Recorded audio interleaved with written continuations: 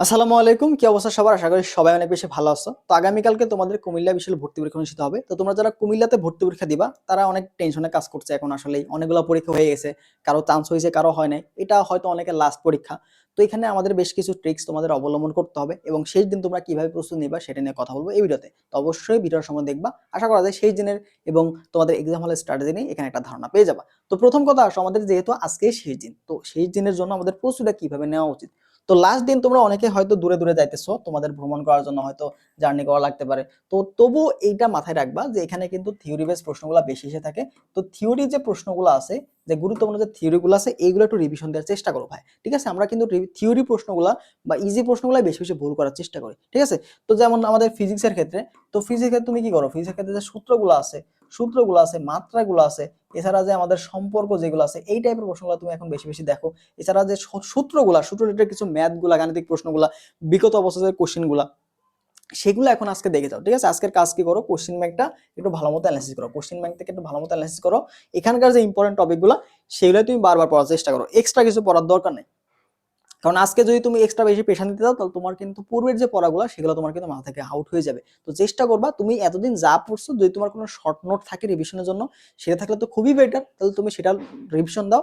অথবা লাস্ট মোমেন্টে শুধুমাত্র কোশ্চেন ব্যাংকটা যদি পারো একটু চোখ বুলায় নাও। এছাড়া ভার্সিটি এ এর যে কোশ্চেন ব্যাংকটা আছে এইটা একটু দেখে নাও, ভার্সিটি এ এর যে কোশ্চেন ব্যাংকটা আছে, এই কোশ্চেন ব্যাংকটা যদি একটু চোখ বুলাইতে পারো, তাহলে তোমার জন্য কিন্তু অনেক বেশি বেনিফিট হবে। তো এর বাইরে তুমি এক্সট্রা কিছু পড়ার দরকার নেই। ঠিক আছে, জাস্ট থিওরি বেস প্রশ্নগুলো যেগুলো আমাদের জন্য ভুল হচ্ছে তোমার বেশি বেশি, তুমি মাথায় আওলায় ফেলতেছো, এই টাইপের প্রশ্নগুলো আজকে একটু বেশি বেশি দেখার চেষ্টা করো। ইভেন কালকে পরীক্ষার হলে যাওয়ার আগে একটু দেখে যাও, তাহলে তোমার জন্য একটু বেটার হবে। ঠিক আছে, এবং চেষ্টা করো পরীক্ষার হলে যাওয়ার আগে ব্রেনটা যেন অ্যাক্টিভ থাকে, দু একটা প্রশ্ন তুমি সলভ করে যাও। ঠিক আছে, দু একটা প্রশ্ন বা একটা মডেল টেস্ট তুমি সলভ করে তারপর যদি এক্সাম হলে যাও, দেখবে যে ব্রেনটা তোমার বেশি অ্যাক্টিভ হচ্ছে, বেশি কাজ করতে পারছে। তো আমরা ওয়ার্ম আপ করি না, ব্যায়াম করার আগে কি করি, ওয়ার্ম আপ করে নিই। তো ঠিক তেমনি পরীক্ষার আগে তুমি অবশ্যই মাথাটা কি করবা, ওয়ার্ম আপ করে নিবা, যেন ব্রেন আগেই গরম থাকে, যাই যেন একদম ধুপধাপ করে দাগে আসতে পারো। ঠিক আছে, এবং এখানকার প্রশ্নগুলো কিন্তু যথেষ্ট ইজি হয়ে থাকে, যে অন্যান্য ভার্সিটির মতো যে একটু কঠিন প্রশ্ন হবে এরকম কিন্তু হয়ে থাকে না।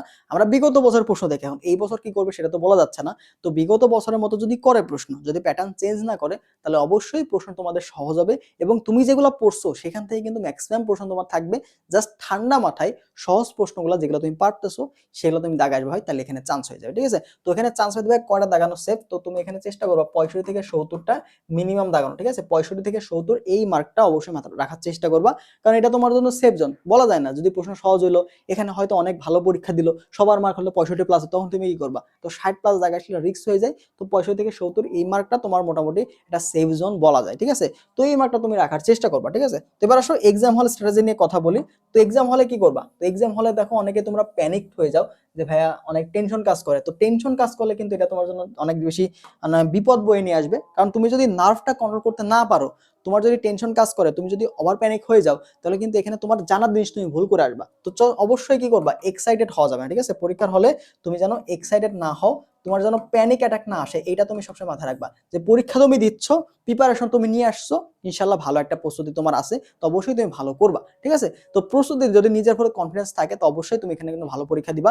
তুমি পড়ে গেছো ভাই, তুমি তো এমন না যে না পড়ে পরীক্ষা দিচ্ছ তুমি তো অবশ্যই পড়ছো, তোমার পড়া থেকেই কিন্তু প্রশ্নগুলো আসবে। তো তুমি জাস্ট একটু মাথা ঠান্ডা রাখবা, কোশ্চেন দেখবা, প্রশ্ন সহজ হলেও এত বেশি এক্সাইটেড হওয়া যাবে না, প্রশ্ন কঠিন হলেও এক্সাইটেড হওয়া যাবে না। প্রশ্ন কঠিন হলেও তুমি দেখবে ওখান থেকে বেশ কিছু প্রশ্ন তুমি পারবা, প্রশ্ন কঠিন হলেও যেগুলো তুমি পারতেছো ওইগুলো যদি দেখা আসে, তবুও তোমার কিন্তু চান্স হয়ে যাবে, এটা মাথায় রাখবা। ঠিক আছে, এবং তুমি শুরু করবা, এক্সাম যখন শুরু করবা, তখন সবচেয়ে ইজি যে প্রশ্নগুলো বা তুমি যেটা প্রিপারেশন ভালো ওইটা দিয়ে শুরু করতে পারো। অনেকে তোমরা কি করো, বায়োলজি দিয়ে শুরু করতে পারো। ঠিক আছে, এরপরে তোমাদের হয়তো এখানে ফিজিক্সটা কিন্তু সহজ আছে, ফিজিক্স দিয়ে শুরু করতে, ফিজিক্স করতে পারো, তারপর কেমিস্ট্রি দাগাইতে পারো, এরপরে তুমি সবার শেষে ম্যাথটা দাগাতে পারো। ম্যাথ পার্টটা তুমি একটু দেরিতে রাখবা, ম্যাথ তুমি আগেই দাগাবা না। ম্যাথ যদি তুমি আগে দাগাও, তাহলে তুমি কিন্তু সময়টা মেনটেন করতে পারবা না। তোমার শেষটা থাকতে হবে অল্প সময়ের মধ্যে আমরা যেন বেশি প্রশ্ন আগে দাগায় ফেলতে পারি। তো দেখবা যে এই যে তিনটা বিষয়, এই তিনটা বিষয় তুমি খুব সহজেই দাগায় ফেলতে পারছো, এই 75 মার্ক তোমার কিন্তু দাগাতে বেশি সময় লাগবে না। কিন্তু ম্যাথ পার্টে গিয়ে তোমার ম্যাথ করতে হবে, তাই না? ম্যাথ করতে সময়টা একটু বেশি লাগবে। তো তুমি এই তিনটা বিষয় সর্বোচ্চ সময় বা যত দ্রুত পারা যায় কম সময়ের মধ্যে সবচেয়ে বেশি প্রশ্ন দাগানোর চেষ্টা করবা, এবং ম্যাথে এসে যথেষ্ট একটু সময় রাখবা। এখানে তোমার যে কোনো একটা বিষয় উইক থাকতে পারে, যেটাতে তুমি উইক ওইটার জন্য তুমি সময় রাখবা। ঠিক আছে, তো তুমি যদি ফিজিক্সে উইক থাকো বা ফিজিক্স প্রশ্ন যদি একটু কঠিন আসে, তো ফিজিক্স প্রশ্নটা তুমি পরে দাগাবা, কারণ প্রশ্ন তুমি দেখবা, দেখার পরে তুমি সিদ্ধান্ত নিবা যে তুমি কোনটা দাগাবা পরে।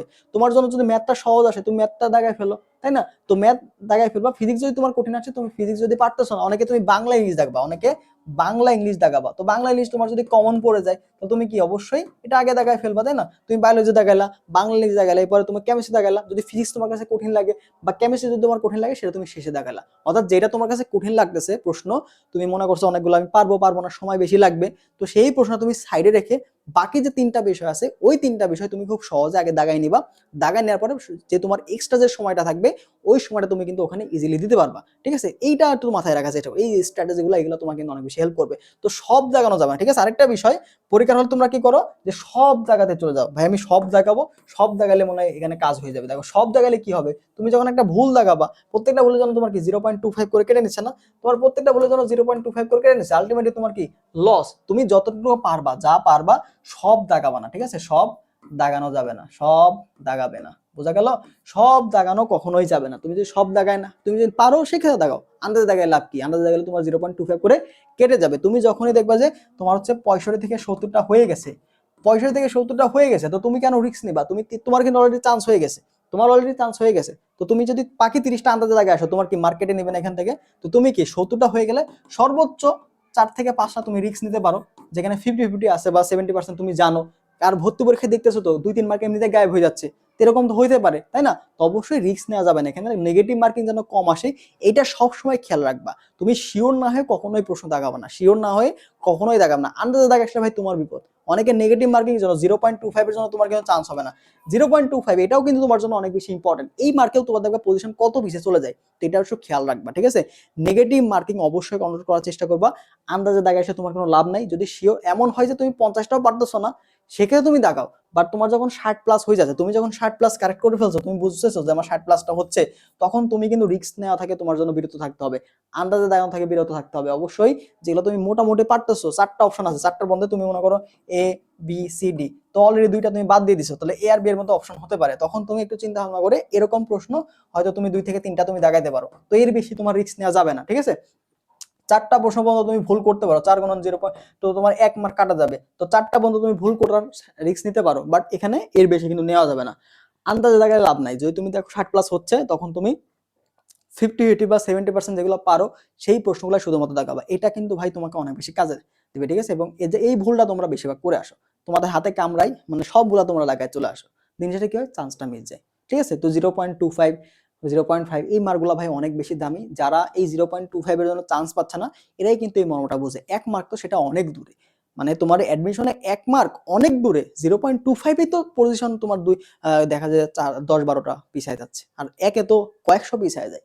তো অবশ্যই নেগেটিভ মার্কিংটা মাথায় রাখার চেষ্টা করবো। এক্সাম হলে মাথা ঠান্ডা রাখবা, ইনশাল্লাহ প্রত্যেকটা প্রশ্ন তোমাদের জানা প্রশ্ন থেকে আসবে, জাস্ট মাথা ঠান্ডা রাখবা, রেখে যদি দাগায় আসতে পারো ইনশাল্লাহ তোমার চান্স হয়ে যাবে, এখানে এত বেশি কঠিন হবে না। দেখো সবাই গুরুত্ব দেয় না, যারা গুরুত্ব দেয় তারা কিন্তু এখানে ভালো করে, গুরুত্ব দিয়ে পরীক্ষা দিবা, ঠান্ডা মাথায় পরীক্ষা দিবা, নেগেটিভ মার্কিং কন্ট্রোলে রাখবা, ইনশাল্লাহ তোমার হয়ে যাবে। ঠিক আছে, জানা জিনিস যেন ভুল না হয় এটা তুমি যদি ভুল করেও ফেলো, 1-2টা প্রশ্ন প্রথম থেকে ভুল হয়ে যাবে, প্যানিক হবা না, বাকি প্রশ্ন তো আছে, 2টা ভুল হয়েছে, 98টা আছে, তো এগুলো দেখি, তো এটা মাথায় রাখবা। ঠিক আছে, আর ওই মার্কগুলো একটু ভালো করে পূরণ করো। ঠিক আছে, রোল নাম্বারগুলো তোমরা অনেকে বেশি ভুল করতেছো, রোল নাম্বার ওই মার্ক সেটা ভুল করছো, এগুলো ভুল করো না, একটু সাবধানে দাগাবা, মাথা ঠান্ডা রাখবা, ইনশাল্লাহ তোমার যদি রিজিকে থাকে তো অবশ্যই হবে, এবং তোমাকে নিজেও চেষ্টা করতে হবে, ওই মারে ভুল করো না।